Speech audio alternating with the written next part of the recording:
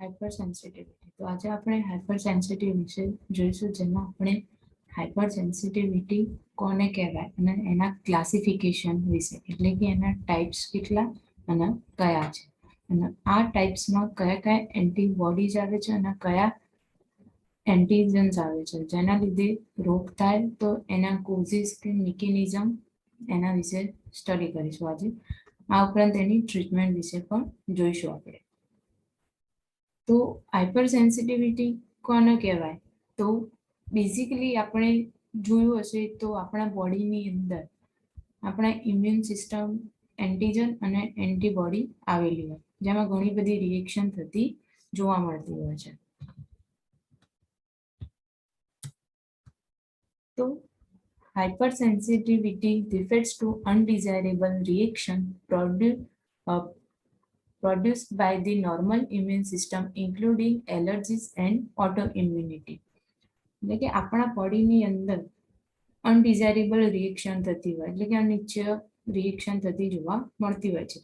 અને આપણા normal immune સિસ્ટમમાં તમે જોયું હશે કે કોઈ દિવસ નાના બાળકને અથવા તો કોઈ દિવસ ઘરડા કે મોટા લોકોને અમુક ખોરાકથી એલર્જી થતી હોય છે, અથવા તો કોઈને દૂધની એલર્જી હોય તો કોઈને મિલ્કની પણ એલર્જી થતી જોવા મળતી હોય છે.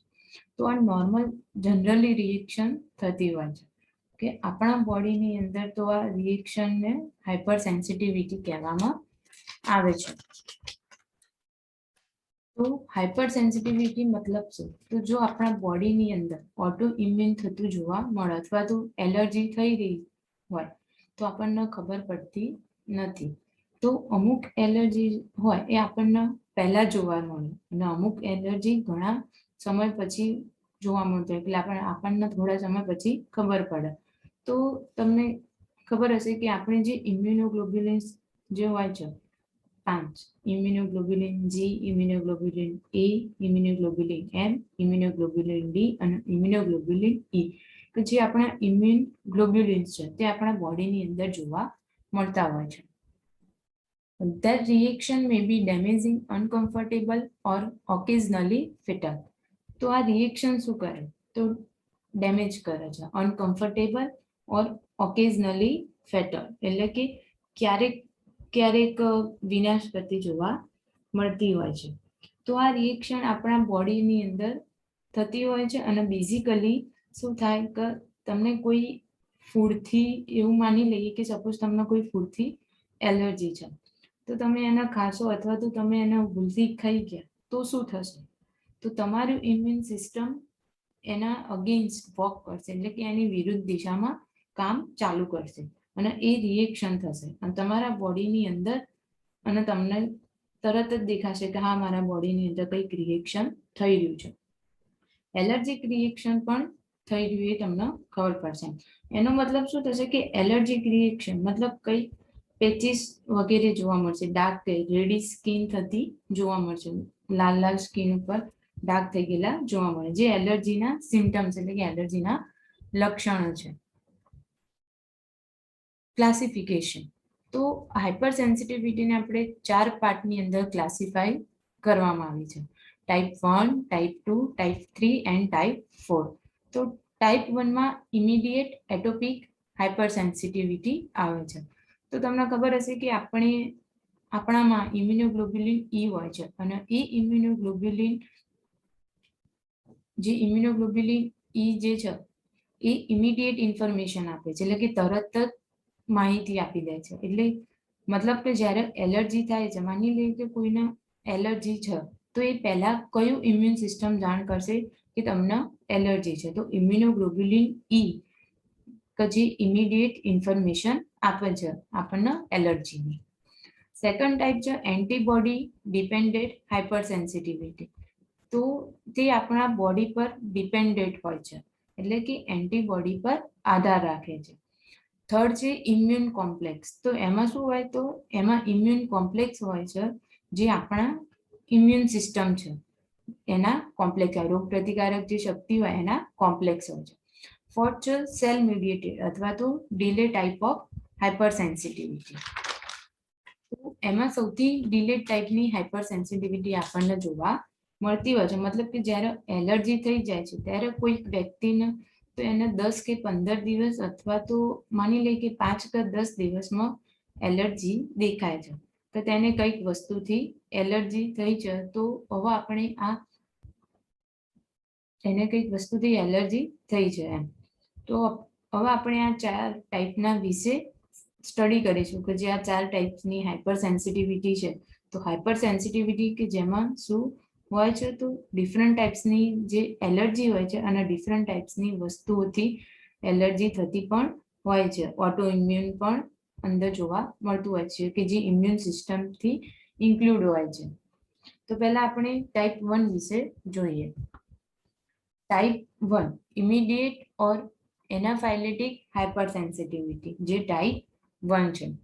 Type 1 hypersensitivity is also known as immediate or anaphylatic hypersensitivity. તો તમે જાણો છો કે જે ટાઈપ 1 છે એ ઇમિડિયેટ ઇન્ફોર્મેશન આપે છે એલર્જીની, જેને એનાફાઇલેટિક હાઇપર સેન્સિટિવિટી તરીકે પણ ઓળખવામાં આવે છે. The reaction may involve skin, eyes, nasopharynx, gastrointestinal tract. એટલે કે જે રિએક્શન છે, જે આપણા બોડીની અંદર રિએક્શન થાય છે, એ ક્યાં ક્યાં થાય છે અને કઈ કઈ જગ્યાએ ઇન્વોલ્વ હોય છે, એટલે કે કઈ કઈ જગ્યાએ રિએક્શન થતી હોય છે. તો બેઝિકલી સ્કિન ઉપર, આઈ પર, નેઝોફેરિંગ્સ, ગેસ્ટ્રોઇન્ટેસ્ટિનલ ટ્રેક ઉપર, એટલે કે જઠરાંત્રિય માર્ગમાં પણ આ ઇફેક્ટ થતી આપણને જોવા મળતી હોય છે. The reaction may cause a range of symptoms from minor inconvenience to death. એટલે કે આ જે રિએક્શન છે એ વધારે માઇનોર રિસ્ક પર કોઝ કરે છે. ઇનકન્વીનિયન્સ ડેથ પણ એ કોઝ કરે છે, એટલે કે અગવડતા ભર્યું કેટલીક વાર અચોક્કસપણે મૃત્યુ પણ થઈ શકે છે. આના જે સિમ્ટમ્સ હોય, એટલે કે આ રિએક્શન જે નાના અસુવિધાથી મૃત્યુ સુધીની વિવિધ શ્રેણીના લક્ષણોનું કારણ બની શકે છે. એટલે કે અસુવિધા થઈ જાય બોડીની અંદર તો ત્યારે કેટલીક વાર મૃત્યુ પણ પામી શકે છે. The reaction usually takes 15 to 30 minutes from the time of exposure to the antigen, although sometimes it may have a delay onset 10 to 12 hours. એટલે કે આ જે રિએક્શન છે તે ઇમિડિયેટ વાળી રિએક્શન છે. જ્યારે પણ તમને એવું લાગે કે તમને એ વસ્તુ બરાબર લાગતી નથી અથવા તો શૂટ થતી નથી અને તમે એ વસ્તુનો ઇન્ટેક કરી લીધી કે તમે એ વસ્તુનો ખોરાક તરીકે ઉપયોગ કરી લીધો, તો તમને એનાથી શું થશે, તો એ વસ્તુથી તમને એલર્જી થશે. તો એ એલર્જી જે એન્ટીજન અને એન્ટીબોડીઝ રિએક્શન થશે, જે તમારા બોડીની અંદર રિએક્શન થશે, તો એ તમને 15 થી 30 મિનિટની અંદર દેખાશે. From the time of exposure to the antigen, although sometimes of may have a delayed onset, એટલે કે જે 10 થી 12 કલાક ડિલે પણ જોવા મળે છે. એટલે કે કેટલીક વાર 10 કે 12 કલાક પછી પણ આપણને એલર્જી હોય એ ખબર પડે છે અને કેટલીક વાર શરૂઆતમાં જ પણ ખબર પડી જતી હોય છે. Mediated by immunoglobulin E, antibody to specific antigen. તો તમને તમને ખબર હશે કે જે ઇમ્યુનોગ્લોબ્યુલિન ઈ એન્ટીબોડી છે આપણું, તો એ શું કરશે, તો એ સ્પેસિફિક એન્ટીજન્સ મીડિયેટેડ કરે છે. એટલે કે ચોક્કસ એન્ટીજનને મીડિયેટેડ કરે, મતલબ કે આપણા બોડીમાં જો એલર્જીક રિએક્શન થઈ રહી છે તો જે ઇમ્યુનોગ્લોબ્યુલિન ઈ એન્ટીબોડીઝ છે તો ઘણી સ્પેસિફિક હોય છે, એટલે કે ચોક્કસ પ્રકારની હોય છે અને તે આપણને તરત જ જાણ કરે કે આપણા બોડીની અંદર કોઈ એલર્જીક રિએક્શન થઈ છે. The primary cellular component in this hypersensitivity is the mast cell or basophils. કે જે આપણામાં પ્રાઇમરી સેલ્યુલર કમ્પોનન્ટ છે, એટલે કે મુખ્ય કોષીય ઘટકો.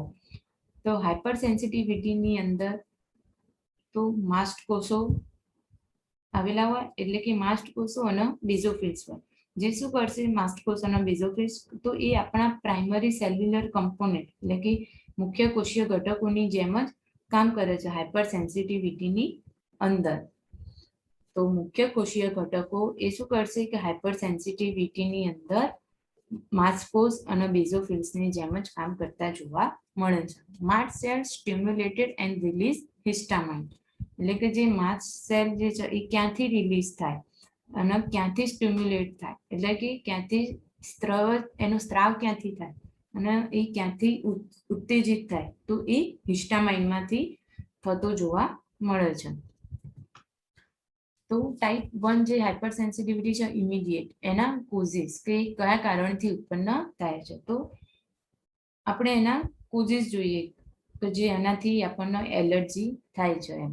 તો allergen are non-parasite antigens that can stimulate a type 1 hypersensitivity response.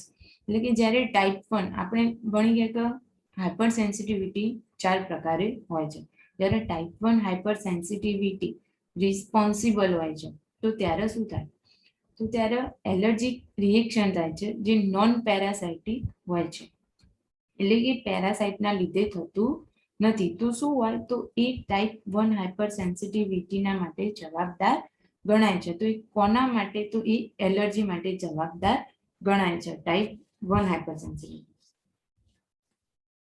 ત્યારબાદ જોઈએ એની મિકેનિઝમ. તો initial introduction of antigen produce an antibody response and more specifically the type of antigen and the way in which it is administered induce the synthesis of immunoglobulin E antibody in particular.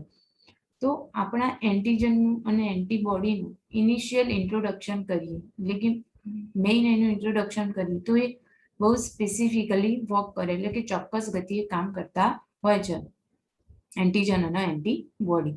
તો આપણા બોડીની અંદર, તો જ્યારે આપણા બોડીની અંદર એટલે કે antigen અને એન્ટીબોડી રિએક્શન થાય છે, તો એનો મતલબ કે આપણા બોડીમાં કોઈ ફોરેન પાર્ટિકલ એન્ટર થાય છે, બહારથી કોઈ પાર્ટિકલ અંદર એન્ટર થાય, તો જેના લીધે એન્ટીજન અને એન્ટીબોડી રિએક્શન થાય છે. તો આપણું બોડી ત્યારે શું કરશે, તો એ પોતાની જાતે ડિફેન્સ કરવાનું કામ કરશે, એટલે કે પોતાની જાતે એનો સામનો કરવાનું કામ કરે કે જેના લીધે રિએક્શન થાય છે.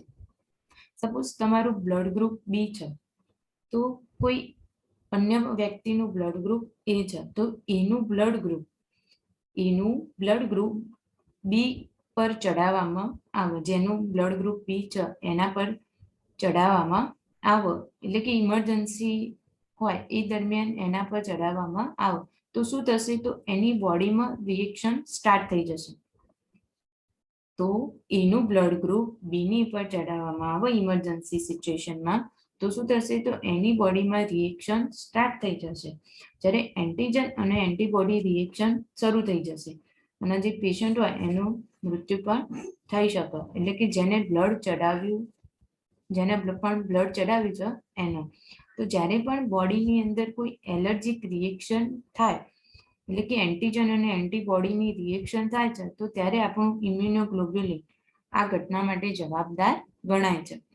તો એ કયા ઇમ્યુનોગ્લોબ્યુલિન્સ છે કે જે આપણને જલ્દીથી ઇન્ફોર્મેશન આપે છે, જે કેટલાક એવા હોય છે કે જે આપણને લેટ પણ ઇન્ફોર્મેશન આપે છે.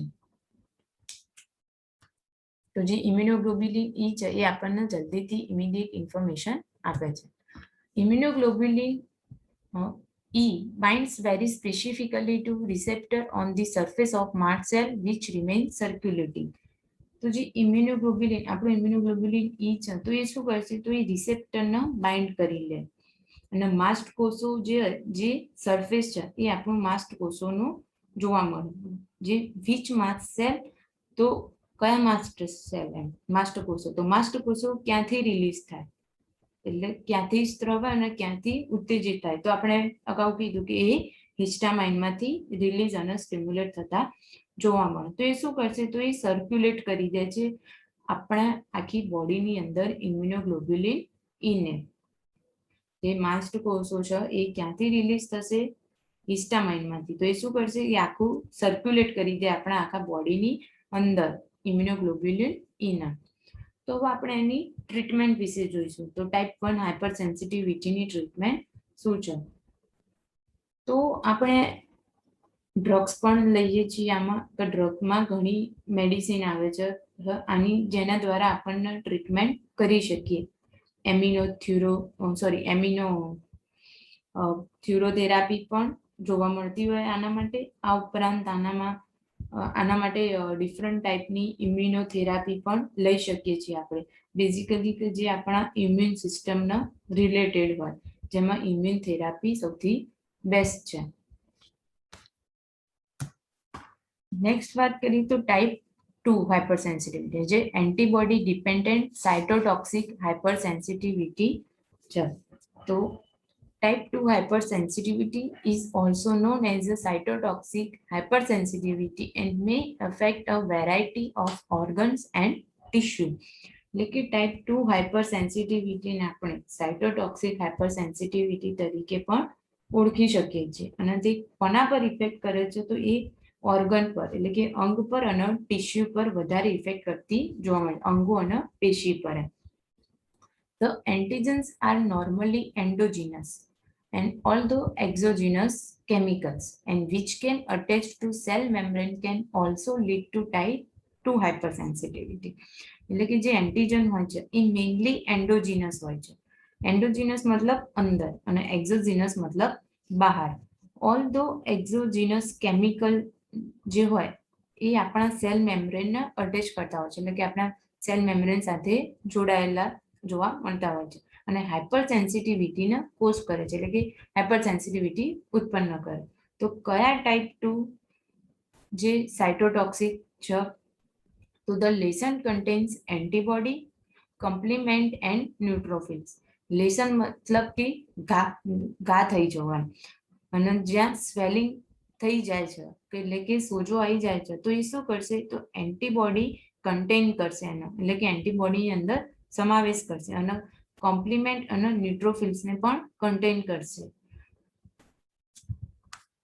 એટલે કે જે ઘા થઈ ગયો એ દરમિયાન ત્યાં સોજો થઈ જાય છે, તો એ શું કરશે? કે એન્ટીબોડીનો સમાવેશ કરશે અને જે કોમ્પ્લિમેન્ટ અને ન્યુટ્રોફિલ્સને પણ એ અંદર કન્ટેન્સ કરશે. નેક્સ્ટ જોઈએ તો હિમોલાઇટિક ડિઝીઝ ઓફ ન્યૂબોર્ન. એટલે કે આપણે એક એક્ઝામ્પલ લઈએ અહીંયા, કે જે આપણે વાત કરીએ તો એક્સપોઝરની, તો એન્ટીજન અને એન્ટીબોડીઝની રિએક્શન થાય છે. તો હિમોલાઇટિક ડિઝીઝ ઓફ ન્યૂબોર્ન છે, જે એન્ટીજન અને એન્ટીબોડીની જે રિએક્શન થાય છે તે હિમોલાઇટિક ડિઝીઝ ઓફ ન્યૂબોર્ન છે. તો RH positive baby born to RH negative mother first time find and second time can have antibodies to RH from first pregnancy. એટલે કે આમાં જે બેબી RH પોઝિટિવ છે અને મધર RH નેગેટિવ છે, તો ફર્સ્ટ પ્રેગ્નન્સીમાં કોઈ પ્રોબ્લેમ જોવા નહીં મળે, કારણ કે જે એન્ટીજન છે અને જે એન્ટીબોડી છે તો એ શું કરશે? તો એ અલગ અલગ છે. જે તમે જોઈ શકો છો કે RH પોઝિટિવ છે બેબી અને મધર RH નેગેટિવ છે, પરંતુ બેબીનું જે બ્લડ છે એ મધરના બ્લડથી જો મેચ થઈ જાય તો મધરને ખતરો થઈ શકે છે અને બેબીને પણ ખતરો થઈ શકે છે. તો બેબીને શું ખતરો થઈ શકે છે? તો antibody crosses placenta and baby kills its own RBCS. એટલે કે જો પ્લેસેન્ટામાંથી એન્ટીબોડી ક્રોસ થઈ જાય તો બેબી કિલ થઈ શકે, એટલે કે જે બાળકને સાચવવાના ગર્ભની અંદર કોથળી હોય, એટલે કે ગર્ભાશય કોથળી આપણે કહીએ, જેના એન્ટીબોડી ક્રોસ થઈ જાય તો બેબી કિલ થઈ શકે, એટલે કે એમાંથી એન્ટીબોડી જો પસાર થઈ જાય તો બાળકનું મૃત્યુ થઈ શકે છે અને જો RBCS પણ મૃત્યુ થઈ શકે છે. તો જે એન્ટીજન અને એન્ટીબોડી રિએક્શન છે તો એ ત્યાં RBCS ને મારી નાખશે અને તો બેબીનું પણ મૃત્યુ થઈ શકે છે. Treat mother with antibody to RH antigen right after birth and mother never makes its own immune response.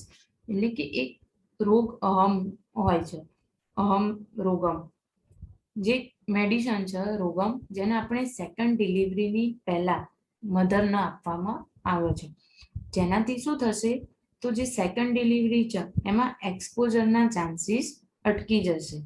જે શું કરશે? તો જે બીટા સેલ હોય છે એ બીટા સેલને રોકી દે છે ત્યાં આગળ જતા, અને જે એક્સપોઝર જે છે એ નહીં હોય ત્યાં, તો શું થશે? બીટા સેલ રિસ્પોન્સિબલ હોય છે આની માટે. જો એક્સપોઝરના ચાન્સીસ અટકી જાય તો એ શું કરશે? જે બીટા સેલ હોય છે ત્યાં એ બીટા સેલને રોકી દે છે અને ત્યાં આગળ એક્સપોઝર જોવા મળતા નથી. તો આની માટે જવાબદાર કોણ હોય છે? Beta cell. એક્સપોઝર નહીં જોવા મળતા, કોના લીધે નહીં જોવા મળતા? Beta cell. કેમ? કારણ કે બીટા સેલ એને આગળ જતા રોકી દે છે.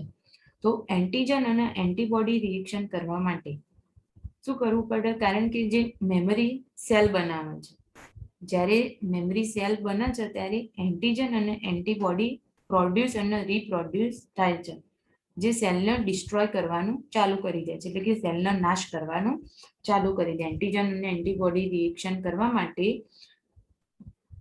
કારણ કે તે જે મેમરી સેલ બનાવે છે, તે મેમરી સેલ બને છે ત્યારે એન્ટીજન અને એન્ટીબોડી પ્રોડ્યુસ અને રીપ્રોડ્યુસ થાય છે, જે સેલને ડિસ્ટ્રોય કરવાનું ચાલુ કરી દે, એટલે કે નાશ કરવાનું ચાલુ કરી દે. તો આ એક જ એક્ઝામ્પલ હતું તમને સમજાવવા માટે કે જે એન્ટીજન અને એન્ટીબોડી રિએક્શન છે એ મેઇનલી કેવી રીતે ઇફેક્ટ કરે છે આપણા ટિશ્યુ અને ઓર્ગનને. તો એના ડાયગ્નોસિસ કયા છે? તો એના ડાયગ્નોસિસ ટાઈપ 2 હાઇપરસેન્સિટિવિટીના. તો diagnosis test include detection of circulating antibody against the tissue involved and the presence of antibody and complement in the lesions by immunofluorescence. એટલે કે ડાયગ્નોસિસ એટલે કે એનું નિદાન. તો આપણે એન્ટીબોડીને ડિટેક્ટ કરી શકીએ છીએ આપણા ટિશ્યુની મદદથી. જે એન્ટીબોડીનો નાશ કરવો હોય તો આપણે આપણા પેશીની મદદથી એને કરી શકીએ.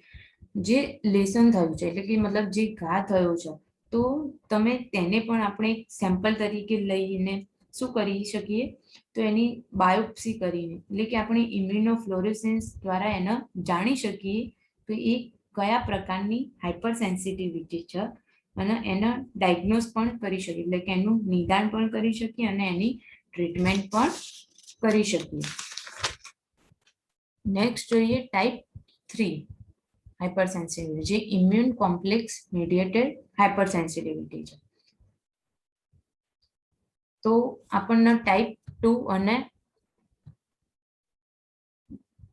આપણને ટાઈપ 3 હાઇપરસેન્સિટિવિટી આપણે હાલ સ્ટડી કરીશું. જે ટાઈપ 1 અને ટાઈપ 2 ક્લિયર હશે તમને. તો હવે આપણે ટાઈપ 3 વિશે જોઈએ. Large amount of antigen and antibodies form complexes in blood. કે જે કોમ્પ્લેક્સ બન્યા છે એન્ટીજન અને એન્ટીબોડીથી, જે લાર્જ અમાઉન્ટ એટલે કે મોટી સંખ્યામાં આપણા બ્લડની અંદર હોય છે, જે in case of type 3 hyper sensitivity એટલે કે એ ટાઈપ 3 પ્રકારની હાઇપર સેન્સિટિવિટી ગણાય છે. If not eliminated, can deposit in capillaries or joints and trigger inflammation. એટલે કે પરંતુ જો એને આપણે આપણા બોડીની બ્લડથી એલિમિનેટ નહીં કરીએ, એટલે કે એને દૂર નહીં કરીએ આપણા બોડીથી બ્લડને, તો એ ડિપોઝિટ થઈ જશે, એટલે કે એ અંદર જમા થઈ જશે.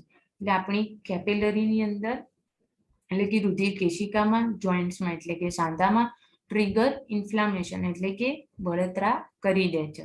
આ ઇન્ફ્લામેશન સ્વેલિંગ પણ હોઈ શકે છે, એટલે કે બળતરા જે હોય એ સોજા સ્વરૂપે પણ હોઈ શકે છે, અથવા તો ઘા પણ હોઈ શકે. તો એ શું કરશે? તો જે આપણા એન્ટીજન અને એન્ટીબોડી કોમ્પ્લેક્સ છે, જે આપણા બ્લડમાં સર્ક્યુલેટ થતી રહે છે, તો એ ગમે ત્યાં ડિપોઝિટ થઈ શકે છે, એટલે કે ગમે ત્યાં જમા થઈ શકે છે. આપણી કેપિલરીમાં, જોઇન્ટ્સની અંદર એટલે કે સાંધામાં બળતરા પણ એ ઉત્પન્ન કરી શકે છે અને ટ્રિગર ઇન્ફ્લેમેશન કોઝ કરે, એટલે કે તે બળતરા પણ ઉત્પન્ન કરે છે. This reaction may be the pathogenic mechanism of disease caused by many microorganisms. એટલે કે આ જે રિએક્શન છે એ પેથોજેનિક મિકેનિઝમ દ્વારા પણ ડિઝીઝ કોઝ કરી શકે છે, એટલે કે પેથોજેનિક મિકેનિઝમ દ્વારા પણ એ રોગ ઉત્પન્ન કરતા જોવા મળે છે. અને જે માઇક્રો ઓર્ગેનિઝમ તમે જાણો છો તો એ રિએક્શનને વધારે ડિઝીઝ કોઝ કરાવે છે, એટલે કે રોગ વધારે ઉત્પન્ન કરાવે છે, જે પેથોજેનિક પણ હોઈ શકે છે. જેમાં કોઈ પેરાસાઇટ દ્વારા પણ માની શકીએ છીએ કે કોઈ માઇક્રો ઓર્ગેનિઝમ દ્વારા પણ રોગ ઉત્પન્ન થઈ શકે છે.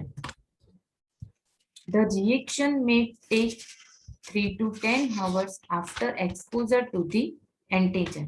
એટલે કે જ્યારે આ રિએક્શન થાય છે ત્યારે તે 3 થી 10 કલાક જેટલો સમય લાગે છે આ એન્ટીજનનો એક્સપોઝર થવા માટે આપણા બ્લડની અંદર. કેટલો સમય લાગે? 3 થી 10 કલાક.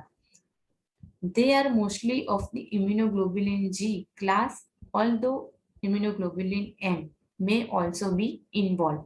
તો આમાં મોસ્ટલી ઇમ્યુનોગ્લોબ્યુલિન જી હોય છે અને કેટલીક વાર આની અંદર ઇમ્યુનોગ્લોબ્યુલિન એમ પણ ઇન્ક્લુડ એટલે કે અંદર જોવા મળતો હોય છે. The antigen may be exogenous, chronic, bacterial, viral or parasitic infection or endogenous.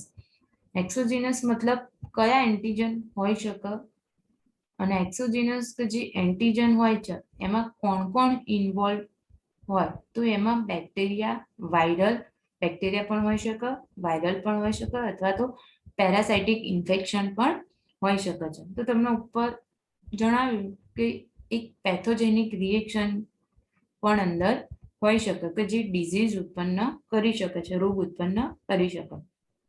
Basically micro organism જે છે જે એક્ઝોજીનસ છે મતલબ બહારના, એટલે કે બહારની સ્કિન ઉપર જે પણ આપણને ઇન્ફેક્શન થાય છે જ્યાં કે પેચીસ વગેરે કોઈ પણ ઇન્ફેક્શન અથવા તો ઘા પણ થઈ શકે છે.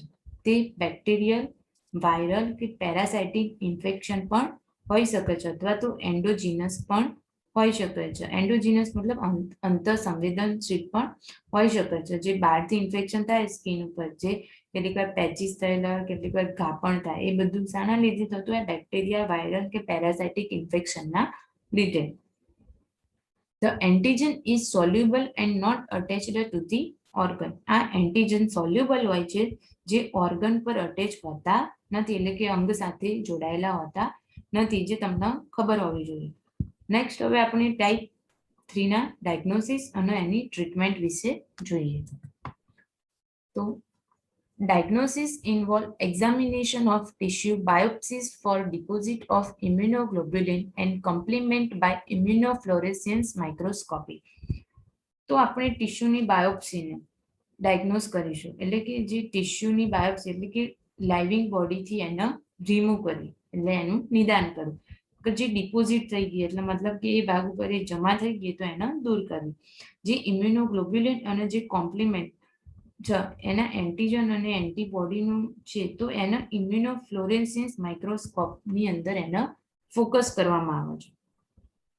પછી ટિશ્યુ બાયોપ્સીસના આપણે ડાયગ્નોઝ કરીશું. તો જે ડિપોઝિટ થઈ ગઈ એટલે કે જે જમા થઈ ગઈ છે તો એને ઇમ્યુનોગ્લોબ્યુલિન અને જે કોમ્પ્લિમેન્ટ છે એન્ટીજન અને એન્ટીબોડીનું તો એને ઇમ્યુનોફ્લોરેસન્સ માઇક્રોસ્કોપની અંદર આપણે એને ફોકસ કરીશું. Treatment includes anti inflammatory agent, એટલે કે જે ટ્રીટમેન્ટ હોય છે જે એન્ટી ઇન્ફ્લામેટરી એજન્ટ હોય છે કે જે આપણા પ્રોટેક્ટ કરવાનું કામ કરે છે, જે આપણને રક્ષણ આપવાનું કામ કરે છે. જે એન્ટીજન અને એન્ટીબોડી આપણા બ્લડની અંદર સર્ક્યુલેટ થઈ જાય છે તો એ એના દ્વારા જે એજન્ટ હોય છે એ આને રોકવામાં આપણી મદદ કરે છે કે જેનું એક પ્રોસેસ ટ્રીટમેન્ટ ચાલે છે. તો હવે આપણે ટાઈપ 4 જોઈએ કે જે ડિલે ટાઈપની hypersensitivity, cell mediated hypersensitivity અથવા તો ડિલે ટાઈપ હાઇપર સેન્સિટિવિટી, જેનો આપણે સ્ટડી કરી. પણ જે ટાઈપ 1 જે છે એ ફાસ્ટર છે અને જે જલ્દી રિસ્પોન્સ આપે છે, અને ટાઈપ 4 જે છે જે ડિલેડ ટાઈપનું એન્ટીજન છે અને જે આપણને એ બતાવે છે કે આપણા બોડીની અંદર કોઈ રિએક્શન થઈ છે તો એ ઘણી લેટ બતાવે, ઘણી મોડા માહિતી આપણને આપે છે. Reaction involves sanitized T cells and release of its lymphokinase as a mediator and amplifiers. Clinically state transplant rejection. તો કેટલીક વાર કોઈને ટ્રાન્સપ્લાન્ટ કરવાની જરૂર પડે છે. તો ટ્રાન્સપ્લાન્ટ બેઝિકલી કેમ કરવામાં આવે છે?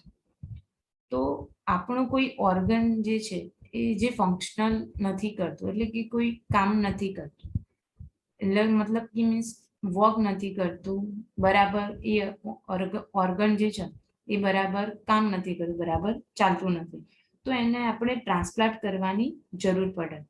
બાય ચાન્સ કોઈ વ્યક્તિ જોડે એક જ કિડની છે અને એ પણ સરખી રીતે બરાબર કામ નહીં કરતી, તો એ જીવંત રહી શકશે નહીં. એટલા માટે એને ટ્રાન્સપ્લાન્ટ કરવાની જરૂર પડે છે. એવા કેટલાય લોકો છે જેને તમે આસપાસ જોયા હશે કે જેને ટ્રાન્સપ્લાન્ટ પર જ જીવતા હોય છે, જે તમે જોયા હશે. તો કોઈને ટ્રાન્સપ્લાન્ટ કર્યું છે કોઈ ઓર્ગન, તો એની બોડી એને એક્સેપ્ટ નહીં કરતી, એને રિજેક્ટ કરી દે છે.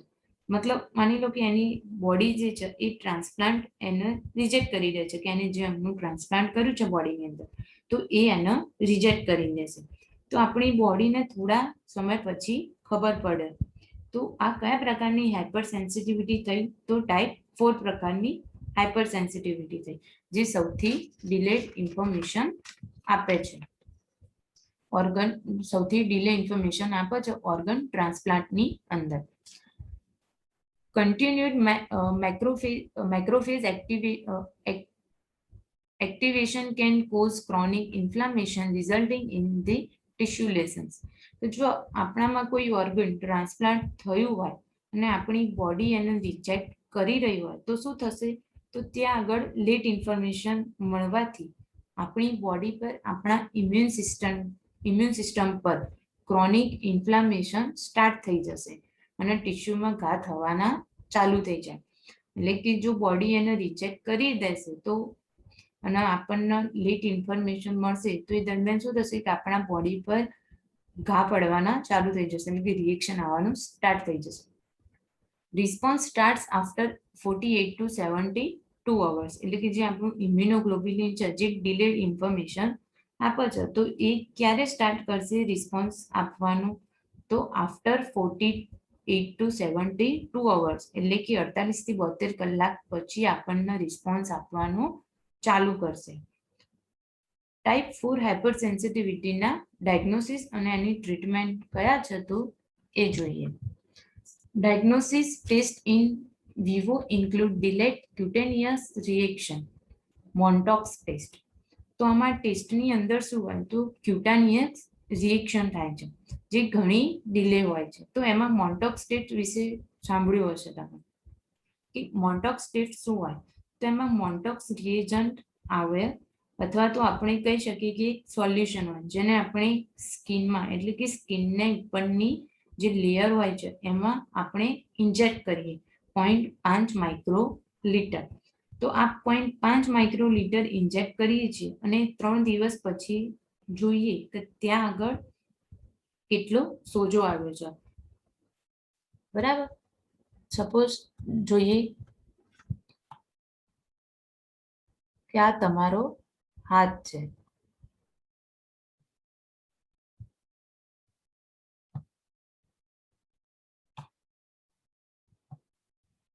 આ તમારો હાથ છે, ત્યાં આગળ આપણે સિરિંજથી ઇન્જેક્ટ કરીએ.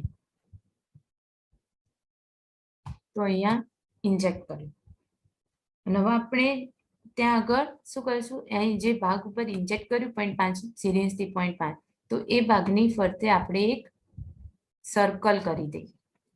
તો પેશન્ટને શું કરીએ? આ ભાગ ઉપર સાબુ કે ધોવા માટે આપણે એને ના પાડી દઈએ.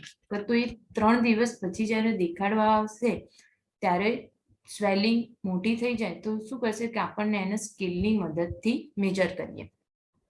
એટલે કે આપણે આ ભાગ ઉપર એને ઇન્જેક્ટ કર્યું અને એની ફરતે એક સર્કલ ડ્રો કરી દીધી. ત્યાર પછી ડોક્ટર શું કરશે? પેશન્ટને આટલા ભાગની અંદર એને સાબુ લગાડવાની ના પાડી દેશે અને એટલા ભાગના ધોવાની પણ ના પાડી દેશે. કે 3 દિવસ પછી જ્યારે પેશન્ટ બતાવવા આવે ફરી, તો એ ભાગ ઉપર શું ઇફેક્ટ થઈ છે, એટલે કે એ ભાગ ઉપર શું રિએક્શન થાય એ જોવા માટે. તો જો એ ભાગ ઉપર સોજો આવી જશે, એટલે કે જો મોટું થઈ જશે એ ભાગ, તો એને સ્કેલની મદદથી મેજર કરવામાં આવે, એટલે કે ઇન્જેક્ટથી આટલા ભાગ સુધી એને મેજર કરવામાં આવે છે. તો જેટલો મોટો સોજો થશે એના પરથી આપણને ખબર પડશે કે ડિઝીઝ છે કે નહીં. જો મોટો સોજો થશે તો ડિઝીઝ છે. તો એનો મોન્ટેક્સ રીડિંગ લઈએ. જો એટલા ભાગ ઉપર એનો સોજો મોટો થઈ જાય તો આપણે એને સ્કેલની મદદથી મેજર કરીએ કે જેટલો મોટો સોજો થશે એના પરથી આપણને ખબર પડે છે કે એનો ડિઝીઝ છે અને એને મોન્ટેક્સ રીડિંગ લઈએ. એના પરથી અને જાણીએ કે આમાં રોગ છે કે નહીં. પરંતુ જો આમાં કોઈ સોજો જોવા ના મળે તો મતલબ કે એને કોઈ ડાયગ્નોઝ કે ટ્રીટમેન્ટ કરવાની જરૂર નથી, એ નેગેટિવ છે. તો આ થયો મોન્ટોક્સ ટેસ્ટ. તો આજે આપણે હાઇપર સેન્સિટિવિટીના લેક્ચર અહીં પૂરું કરીએ.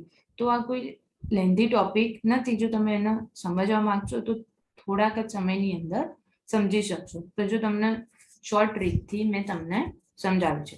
પણ એન્ટીજન અને એન્ટીબોડીની રિએક્શન છે, એલર્જીક રિએક્શન છે, આપણા બોડીની અંદર એ તમને ખબર હોવી જોઈએ કે બેઝિકલી આ વસ્તુ કેટલીક વાર ઇન્ટરવ્યુમાં પણ પૂછાતી હોય છે હાઇપર સેન્સિટિવિટીના ટોપિક વિશે.